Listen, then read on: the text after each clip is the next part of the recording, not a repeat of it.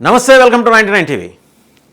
సింధు జలాల నిలిపివేత మీద పాకిస్తాన్ మళ్ళీ అంతర్జాతీయ వేదిక మీదకి వెళ్ళి తన ఆక్రోశాన్ని వెళ్ళబుచ్చుకుంది. యుఎన్ఓలో జరిగిన కీలకమైన సమావేశానికి, ఐక్యరాజ్య సమితిలో జరిగిన కీలకమైన సమావేశానికి వాళ్ళ అంబాసిడర్, పాకిస్తాన్ అంబాసిడర్, యుఎన్ఓలో పాకిస్తాన్కి ఒక అంబాసిడర్ ఉన్నారు, ఆసిమ్ ఇఫ్తెకర్. ఆయన వెళ్ళి ఒక అద్భుతమైన ఆంగ్ల భాష ప్రయోగం చేసేసి యుఎన్ఓ వేదిక మీద కూర్చున్న వాళ్ళందరి కళ్ళంబడి నీళ్లు తెప్పించాడు. వెపనైజేషన్ ఆఫ్ న్యాచురల్ రిసోర్సెస్, సహజ వనరులని పూర్తిగా ఆయుధీకరిస్తోంది భారతదేశం అని చెప్పి ఆయన గుండె లోతుల్లోంచి ఆవేదనతో తన పాకిస్తాన్ బాధని అక్కడ చెప్పుకున్నాడు. ఇంకేముంది, యుఎన్ఓలో కదిలిపోయింది. అక్కడ కూర్చునేదంతా పేపర్ టైగర్లే. ఎవరన్నా చేసే సంతకానికి అక్కడ ఏ దేశం విలువిస్తుందో ఎవరికీ తెలియదు. Just it's a talking club అని ప్రపంచంలోని చాలా దేశాలకు తెలుసు. ఇంతకీ ఆసిమ్ ఇఫ్తెకార్ గారు వెళ్ళి ఏం చెప్పుకున్నారు? వెపనైజేషన్ ఆఫ్ న్యాచురల్ రిసోర్సెస్కి పాల్పడుతోంది భారతదేశం, ఇది అత్యంత దుర్మార్గం. అంటే ఆయన దృష్టిలో వాళ్ళ దేశం నుంచి ఉగ్రవాదులు వచ్చేయచ్చు పహల్గామ్కి, మన వాళ్ళని ఒక 28-30 మందిని తుపాకులు పెట్టి లేపేయచ్చు. మరి దాన్ని ఏమంటారు? దాన్ని ఆసిమ్ ఇఫ్తెకార్ గారు ఏం చెప్తారు? దానికి కూడా సమాధానం చెప్పాలి కదా. ఆయన చెప్పలేదు. యుఎన్ఓలో కూర్చున్న పెద్ద మనుషులు అడగాలిగా, ఏమయ్యా నువ్వు చేసింది ఏంటి? నీ దేశం వాళ్ళు టెర్రరిస్టులను తయారు చేసి పంపిస్తారా భారతదేశం మీద అని అడగాలి కదా, కడగాలి కదా. చేశారా? చేయలేదే. మరి వాళ్ళ ఆసిమ్ ఇఫ్తెకార్ వచ్చి మాట్లాడుతుంటే సింధు జలాల మీద యుఎన్ఓలో ఉన్న పెద్దలు చెవులు చాటలు చేసుకుని ఎలా వింటున్నారు? దానికి స్పష్టమైన సమాధానం యుఎన్ఓ దగ్గర ఉండాలి. అసలు ఇలాంటి వాళ్ళని ఎందుకు ఎంకరేజ్ చేస్తుంది యుఎన్ఓ? ఫస్ట్ ఆఫ్ ఆల్ ఐక్యరాజ్య సమితి ఇలాంటి ఛాందస భావజాలం ఉన్న వాళ్ళని ఎందుకు ఎంకరేజ్ చేస్తుంది? ఆ మూల ఉన్నాడు Asim Munir. Our incessant efforts అని చెప్పుకుంటూ ఇంగ్లీష్లో అద్భుతంగా ప్రసంగిస్తాడు. ఆయన ఇంగ్లాండ్లో చదువుకున్నాడు, ఆయన పిల్లలు ఇంగ్లాండ్లో చదువుకుంటున్నారు, వాళ్ళు బాగానే ఉన్నారు. ఇంగ్లాండ్లో బంగ్లా ఉంది. రేపు పొద్దున్న జన్జెడ్ ఉద్యమం వచ్చి పాకిస్తాన్ నుంచి పారిపోవాల్సి వస్తే ఫస్ట్ పారిపోయేది ఆయనే అని అంతర్జాతీయ మీడియా రాస్తుంది.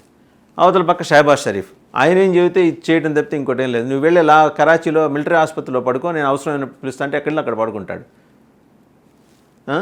అవతల ఇంకొక ఆయన ఉన్నాడు, బిలావల్ భుట్టో. ఆయనే ఉంటాడు, సింధు జలాలు మీరు పారించకపోతే భారతదేశం ఒకవేళ అక్కడ మేము మీ రక్తం పారిస్తామంటాడు. నీ మాతృమూర్తి, మాకు ఇంకా గౌరవం ఉంది ఒక మహిళ పట్ల భారతదేశానికి, చాలా దుర్మార్గంగా వాళ్ళు చంపేశారు అక్కడ. దాని గురించి మాట్లాడాలి బిలావల్ భుట్టో. నువ్వు ఇవాళ భారతదేశం అడుగుతోంది నిన్ను, దాని గురించి మాట్లాడాలి. మీరు గట్టిగా ఒక వాయిస్ మీ దగ్గర లేదు. ఆసిమ్ మునీర్ ఏం చెబితే ఆసిమ్ మునీర్ ఇచ్చే స్క్రిప్ట్ పట్టుకొని, మనకు కూడా ఇక్కడ చాలా చోట్ల అలవాట్లు ఉంటాయి, ఆ స్క్రిప్ట్లు పట్టుకొని చదివేయటం. అవి చదివే నువ్వు కూడా భారతదేశం గురించి మాట్లాడతావు. ఇక్కడున్న పెద్ద మనిషి మన ప్రధానమంత్రి, ఆయన ఉత్తిని ఆవేశపడిపోరు, వింటారు, సావధానంగా వింటారు. ఓహో మీరు అలా చేస్తున్నారా? సింధు జలాలు ఒకవేళ అనివార్యంగా పంపించాల్సి వస్తే వృధాగా పోయే జలాలు ఏమన్నా వెళ్తాయో కానీ వాటిని కూడా వినియోగించుకోవటం కోసం, వాటిని రాజస్థాన్కి ఉత్తరప్రదేశ్కి మళ్లించడం కోసం చెక్ డ్యాముల రూపకల్పనకు సంబంధించిన ఒక నిర్దిష్టమైన కార్యాచరణ ప్రణాళిక తయారు చేయాల్సిందిగా భారత జల వనరుల మంత్రిత్వ శాఖకి ప్రధానమంత్రి గారు అప్పట్లోనే ఆదేశాలు జారీ చేశారు. And we're on the work. Sindhu జలాల్లో ఒక్క బొట్టు కూడా అవతలకి వెళ్ళదు, పారదు, ఏం పీక్కుంటారో పీక్కోండి అని చెప్పి స్పష్టంగా చెప్పాడు ఆయన, ప్రధానమంత్రి నరేంద్ర మోడీ. అయితే చెప్పే దాంట్లో చాలా సౌమ్యత ఉంటుంది, చాలా ఆర్ద్రత ఉంటుంది. నువ్వు టెర్రరిజం యాక్టివిటీ ఆపేస్తే సింధు జలాలైన కర్మ అవసరమైతే గంగా జలాలను కూడా భారతదేశం నుంచి పంపిస్తారు, ఆ హృదయ విషయాలను భారతదేశానికి ఉంది అని చెప్పడమే ప్రధానమంత్రి నరేంద్ర మోడీ ఉద్దేశం. మీరు ఆపుతారా? ఈ ఆసిమ్ ఇఫ్తెకార్ నువ్వు వెళ్ళి అద్భుతమైన టెర్మినాలజీతో ఇంగ్లీష్లో మాట్లాడేస్తే వాళ్ళు పడిపోతారేమో కానీ ప్రపంచం పడిపోదు. ఆసిమ్ ఇఫ్తెకార్ ఆయన అడగండి. ప్రెసిడెంట్ ట్రంప్ ఇంటికి వెళ్ళి ఆయన పెట్టిన భోజనం తిని ఆయనకి నోబెల్ పురస్కారాని కోసం ఆయన నామినేట్ చేయమని చెప్పి ఆయన ఇచ్చే ఓ 1000 పదాలు మీ కరెన్సీలో డాలర్లు కూడా ఇవ్వడు ఆయన. అవి ఓ 2 జతల బట్టలు ఇస్తే తీసుకుని వెనక్కి వచ్చిన మీరు భారతదేశం గురించి మాట్లాడతారు. నవ్విపోతారండి ఎవరైనా. సో మీకు అర్థం కాదని కాదు, మీకు ఒక అనివార్యత. ఎందుకంటే మీరు సైనిక పాలన చేస్తున్నారు, కానీ సైనిక పాలన ఒక్కటే కాదు అక్కడ జరుగుతుంది. ఆ డ్రెస్ ఇప్పేస్తే సాయంత్రానికి టెర్రరిస్టులు అయిపోతారు మీరు. ఏం చేశారు? మసూద్ అజర్ కుటుంబ సభ్యులు పోతే సవాలు మోశారు సైన్యం. వాళ్ళ శవాల మీద మీ జాతీయ జెండాలు కప్పుకున్నారు. టెర్రరిస్టుల శవాల మీద జాతీయ జెండాలు కప్పుకొని వాళ్ళకి అంతిమ సంస్కారం నిర్వహించిన మిమ్మల్ని ప్రపంచం అంతా ఎట్ట చూసిందో, రకరకాల భాషలో వాళ్ళు ఎట్లా మిమ్మల్ని నిందించుకున్నారో తెలియదా మీకు? And end of the day అంతర్జాతీయ ద్రవ్యనిధి ఇంటర్నేషనల్ మానిటరీ ఫండ్ ఏదో దయతలిచి లోన్ ఇస్తే ఆ లోన్ డబ్బులు తీసుకొచ్చి టెర్రరిస్టుల కుటుంబాలకు ఇస్తారు. మీ దేశంలో బ్రెడ్ 50 రూపాయలకి నుంచి 100 రూపాయలకి, పాలు లీటర్ 300 రూపాయలకి కొనుక్కుంటున్నారు. కోడిగుడ్లు డజన్ 500 రూపాయలు ఉన్నాయి. వాళ్ళని కదా మీరు అడ్రస్ చేయాల్సింది. వాళ్ళ బాగోగులు, సామాన్య మధ్యతరగతి ప్రజలు, రైతాంగం బాగోగులు కదా మీరు అడ్రస్ చేయాల్సింది.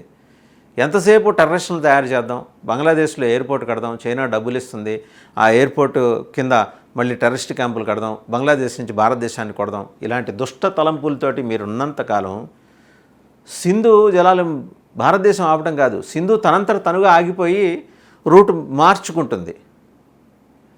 నది ప్రకృతికి సంబంధించింది. ప్రకృతికి తెలుసు మీరు ఎలాంటి అరాచకాలకు పాల్పడుతున్నారో. కానీ మీ అరాచకాల కోసం సింధు ప్రాంతంలోని ప్రజలు అన్యాయం కాకూడదనే ఉద్దేశంతో ట్రీటీని రద్దు చేయాలా భారతదేశం, ట్రీటీని సస్పెండ్ చేసింది. మీరు టెర్రరిజాన్ని ఆపేస్తే ఆ ట్రీటీ పునరుద్ధరణ జరుగుతుంది. ఒక్కసారి ఆ ట్రీటీకి సంబంధించిన వ్యవహారాలకు కూడా వెళ్దాం. ఈ సింధు జలాల ఒప్పందం భారత్ పాకిస్తాన్ మధ్య ఎప్పుడు జరిగింది? 1960 సెప్టెంబర్ 19న కరాచీలో ఈ ఒప్పందం మీద సంతకాలు చేశారు. అప్పటి భారత ప్రధాని జవహర్లాల్ నెహ్రూ, పాకిస్తాన్ ప్రెసిడెంట్ అయూబ్ ఖాన్ మధ్య ఈ ఒప్పందం జరిగింది. ఈ ఒప్పందంలో భాగంగా రావి, బియాస్, సట్లెజ్ నదుల్లోని నీటిపై భారత్కు హక్కులు లభించాయి. ఇక సింధు, చినాబ్, జీలన్ నదుల మీద పాకిస్తాన్కి నియంత్రణ ఉంది. సరే, మరోవైపు పాకిస్తాన్ ఏంటి దీని మీద ఈరోజు మాట్లాడేది? ఆ సింధు జలాలు ఆపడం వల్ల మాకు ఆ ప్రాంతం అంతా, పంజాబ్ సింధు ప్రాంతం అంతా రైతాంగం ఇబ్బందులు ఎదుర్కొంటుంది. ఖచ్చితంగా ఇబ్బందులు ఎదుర్కొంటుంది. బట్ మీరు ఎందుకు టెర్రరిస్ట్ యాక్టివిటీ ఆపరు? మీరు అది ఆపండి. ఆ ముగ్గురు ఆఫ్ బాయిల్డ్ బ్రెయిన్స్ ఉన్నాయి కదా, వాళ్ళు ఆలోచించుకొని ఒక నిర్ణయానికి వచ్చి ఆపి ఆ నిర్ణయాన్ని తెలియజేస్తే సింధు జలాలు గలగల పారుతాయి పాకిస్తాన్ భూభాగం మీద, పాకిస్తాన్లోని సింధు భూభాగం మీద. మీ రైతులు బాగుంటారు, మీ ప్రజలు బాగుంటారు, 2 పూట్ల కాస్త అన్నం తినే పరిస్థితి వస్తుంది.